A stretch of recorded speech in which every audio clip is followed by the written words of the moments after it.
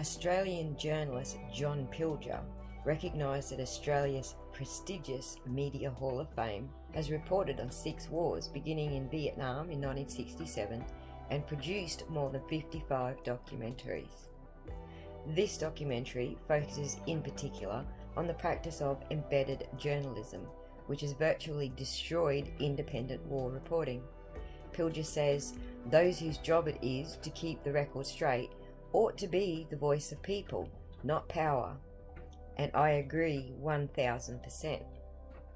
We journalists, he says, have to be brave enough to defy those who seek our collusion in selling their latest bloody adventure in someone else's country. That means always challenging the official story, however patriotic that story may appear, however seductive and insidious it is.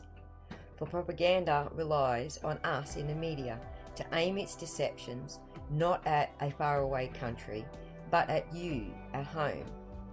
In this age of endless imperial war, the lives of countless men, women and children depend on the truth, or their blood is on our hands.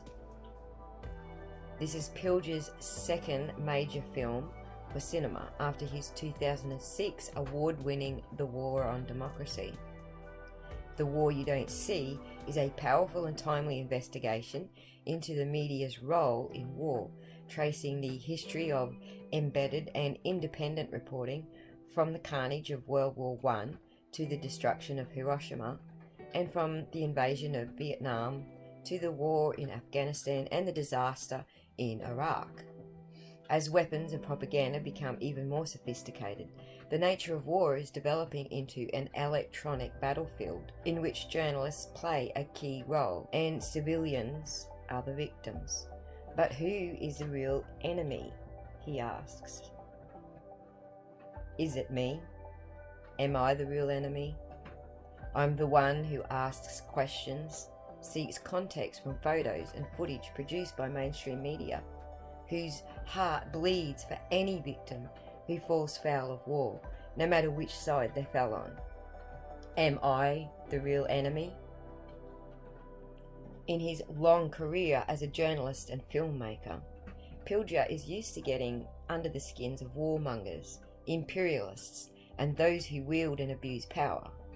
But it's the members of Pilger's own profession who face his toughest criticism in this film. Here, the former war correspondent reveals some uncomfortable truths about the reporting of wars. He questions what he regards to be a problematic practice, and strongly suggests that the Western media needs to properly interrogate the reasons for invasions to prevent them. Ironically, the idea of the film came not from Pilger, but an executive at ITV, whose editor-in-chief, David Mannion, was grilled rigorously by Pilger. As Pilger notes optimistically, that type of self-analysis by the media has never happened before. The catalyst, he contends, was the invasion of Iraq, in whose aftermath the media became self-critical about its own role in disseminating vital but often false information justifying the invasion. Speaking from Sydney, where he is based, Pilger recalls being struck by a short article written by journalist David Rose several years ago in which he admitted his reporting on Iraq was wrong. Pilger extracts similar admissions from other high-profile reporters, including one of the BBC's star correspondents, Reggae Amar, who tells Pilger, "I didn't press the uncomfortable buttons hard enough," and veteran US anchor Dan Rather, who spent almost 2 hours being interviewed for the film. Among those interviewed in The War You Don't See is WikiLeaks founder Julian Assange, of whom Pilger is an avid supporter, and I am too, by the way. He believes journalists feel threatened by WikiLeaks, partly because the website illuminates journalists' reliance on official sources and the perils of taking those sources at face value, to the point where journalists end up, as Rather notes, playing the role of stenographers. WikiLeaks is the diametric opposite of that, Pilger says. It's gone out to find out what power and authority is really thinking.